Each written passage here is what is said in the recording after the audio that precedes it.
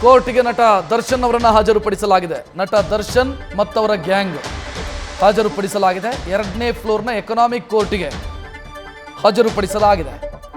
ಅಂದರೆ ನ್ಯಾಯಾಧೀಶರ ಅಲಭ್ಯತೆಯ ಕಾರಣಕ್ಕಾಗಿ ಎಕನಾಮಿಕ್ ಕೋರ್ಟ್ ಮುಂದೆ ಅವರನ್ನು ಹಾಜರುಪಡಿಸಲಾಗಿದೆ ಅನ್ನೋದು ಈಗ ಸಿಗ್ತಾ ಇರುವಂಥ ಅಪ್ಡೇಟ್ ಮಾಹಿತಿ. 2ನೇ ಫ್ಲೋರ್ನ ಎಕನಾಮಿಕ್ ಕೋರ್ಟ್ಗೆ ಆರೋಪಿ ದರ್ಶನ್, ಪವಿತ್ರ ಗೌಡ ಸೇರಿ ಒಟ್ಟು 13 ಮಂದಿಯನ್ನ ಪ್ರೊಡ್ಯೂಸ್ ಮಾಡಲಾಗಿದೆ.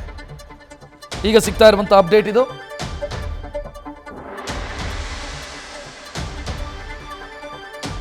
ಮುಂದೆ ಅವರ ಹೆಲ್ತ್ ಕಂಡೀಷನ್ ಏನು ಅನ್ನೋದನ್ನ ವೈದ್ಯರು ಸ್ಪಷ್ಟಪಡಿಸ್ತಾ ಇದ್ರು.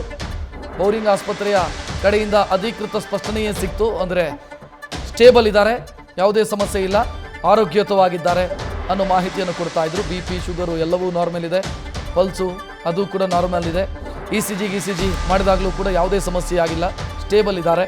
ಇದನ್ನು ವೈದ್ಯರು ಸ್ಪಷ್ಟಪಡಿಸಿದ್ದಾರೆ. ಸೊ ಮುಂದಕ್ಕೆ ಆರೋಗ್ಯದ ಸಮಸ್ಯೆಯ ಕಾರಣಗಳು ಬರೋದಿಲ್ಲ. ಈಗ ನ್ಯಾಯಾಲಯದ ಮುಂದೆ, ನ್ಯಾಯಾಧೀಶರ ಮುಂದೆ ಆ ಕಾರಣಗಳು ಬರೋದಕ್ಕೆ ಸಾಧ್ಯ ಇಲ್ಲ.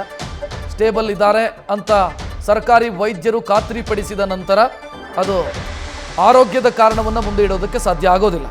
ಮುಂದಕ್ಕೆ ಕಸ್ಟಡಿಯ ವಿಚಾರ, ಎಷ್ಟು ದಿನ ಕಸ್ಟಡಿ ಕೊಡ್ತಾರೆ ಆರೋಪಿಗಳನ್ನು ಅನ್ನೋದು. ಇದರ ಜೊತೆಗೆ ಒಂದು ಅಪ್ಡೇಟ್ ಸಿಕ್ಕಿತ್ತು ಆಗಲೇ. ಕೇಸ್ನಲ್ಲಿ A1 ಪವಿತ್ರ ಗೌಡ, A2 ದರ್ಶನ್ ಮತ್ತು A3 ಉಳಿದಂಥ 6 ಪವನ್ನು, ಉಳಿದಂತೆ ಇತರರು ಅನ್ನೋ ಮಾಹಿತಿ ಸಿಕ್ಕಿತ್ತು.